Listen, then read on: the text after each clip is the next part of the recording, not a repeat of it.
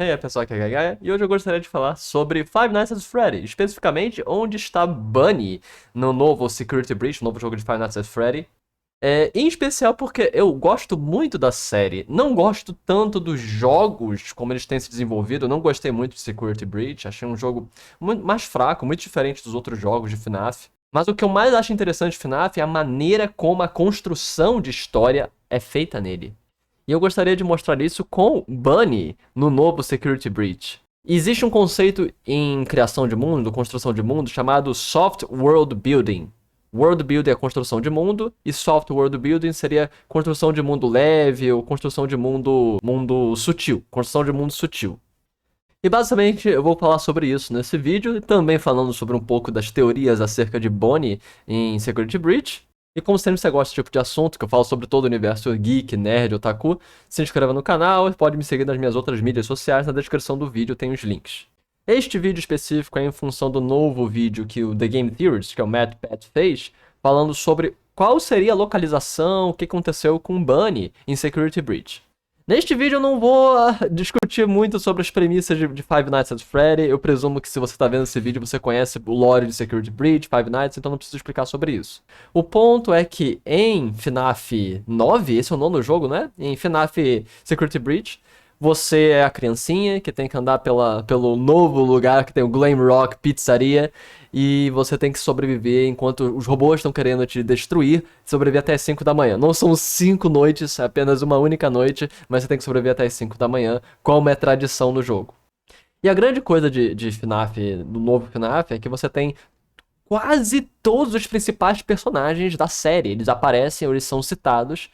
E isso aí vai desde o Freddy clássico até o final. Não vou dar muitos spoilers do jogo, mas tem muita coisa que acontece. E a grande coisa é onde está Bunny. Bunny é o coelho clássico de FNAF, que depois ele é repropositado para o Springtrap, mas... Enfim, isso a gente vai falar um pouquinho mais à frente. Mas Bunny é esse coelho clássico azulado, que ele aparece. Aqui tem Mini Bunny, etc, Toy Bunny, aqui tem o Bunny clássico. E... ele é um dos animatrônicos mais importantes, que mais aparecem desde o início da série, etc, etc, etc. E vendo no jogo, nós sabemos que Bunny existiu no Security Breach. Bunny existiu, aconteceu alguma coisa para que Bunny ele foi se descartado. O próprio Fred fala isso, que ele sente falta do Bunny, ele se lembra do Bunny. Nós sabemos também que tem a Bowling Alley, o local de boliche do Bunny, só que isso aí foi desfeito, foi desconsiderado após algum incidente. E a grande coisa é qual é o incidente? E é isso que nós vamos falar. O que aconteceu com o Bunny em Security Breach?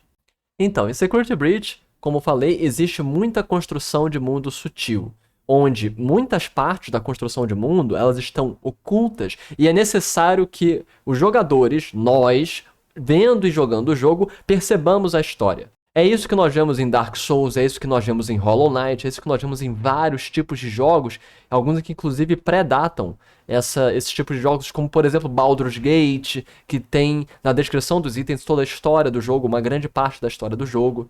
E essa construção de mundo sutil faz exatamente isso. Não existe um personagem que fala, haha, a história é isso. Não, você tem que ir atrás e procurar saber o que aconteceu.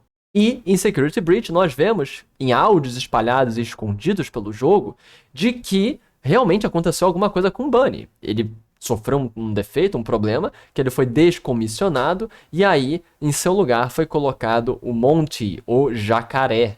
Nós vemos aqui em várias mensagens ao longo do jogo falando sobre esse processo. E a partir da construção de mundo e da personalidade dos robôs, dos animatrônicos, nós podemos inferir o que aconteceu com Bunny de uma maneira bastante interessante. Então, este jogo, diferente dos outros, os personagens eles têm uma personalidade muito desenvolvida. Os robôs, os animatrônicos, são praticamente pessoas. E é uma coisa que eu gostei muito. Muita gente não gostou, não gosta dessa ideia dos robôs ficarem com uma personalidade, ficarem com uma demonstração mais afetiva. Mas eu acho interessante. Especialmente eu adorei a Roxy, fiquei com muita pena dela, da loba. Mas o Monty também tem uma personalidade. Qual é a personalidade do Monty? O que o Monty quer? O que o jacaré quer? O jacaré quer ser o personagem central, ele quer ser a estrela, ele quer tomar o palco, ele quer ser o melhorzão de todos. E isso nós observamos tanto no estágio dele, na fase dele, quanto nas atitudes dele mais à frente. No estágio dele, nós vemos como ele está à frente todo mundo do palco, e também dá para observar no lixo, como mostrou o Matt Pat, os restos do Fred. Então, basicamente, o sonho, o desejo de consumo do Monty é se livrar dos outros, tornar a estrela central, até mesmo do próprio Fred. E para isso, o primeiro passo dele foi se tornar alguém da banda, porque a banda é o animatrônico central. Não existe a banda que tem os personagens centrais, não são os únicos animatrônicos da pizzaria, mas são os personagens centrais, o estrelato. Então, o Monty, ele tomou a oportunidade de pegar o lugar de quem era o que menos aparecia, que era o baixista, que era o Bonnie. O Bonnie era o ex-baixista, e ele fez isso para também começar a escalar e se tornar cada vez mais famoso. Esse era o plano do Jacaré. E como nós podemos imaginar que... como nós podemos ter certeza, ou podemos ter uma certeza mais séria, de que foi o Monty que atacou o Bonnie? Primeiro, é descrito várias vezes como o Monty extremamente agressivo. Ele é um dos mais agressivos, ele ataca as pessoas, e quando ele tem seus próprios interesses, ele vai violentamente em cima deles. Além disso, nas mensagens, nós vemos que o Bonnie, ele caminha pelo lugar. O Bonnie, ele está sempre caminhando pelo lugar. E ele acabou indo parar até mesmo dentro do Monty Gator Golf, do circuito de golfe do Monty, do Jacaré.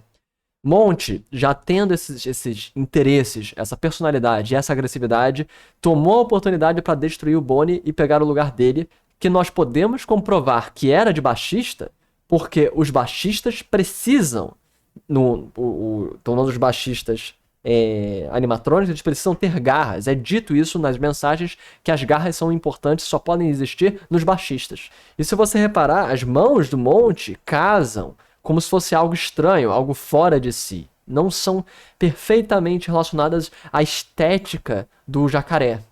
E aí você percebe que então essas mãos foram tiradas de alguém. Possivelmente ele atacou o Bonnie, destruiu, e o pessoal da manutenção falou: nós não podemos ficar sem baixista. Tiraram as mãos do Bonnie e colocaram no jacaré.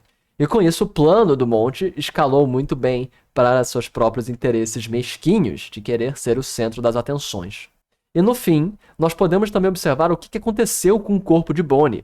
E aí, chegando para o final, quando nós vemos os restos aqui, nós vemos os restos do Final Boss, que é o William Afton pela trocentésima vez. Nós vemos Burn Trap, nós vemos ele queimado, o Burn Trap queimado, que é a carcaça sobrevivente dele.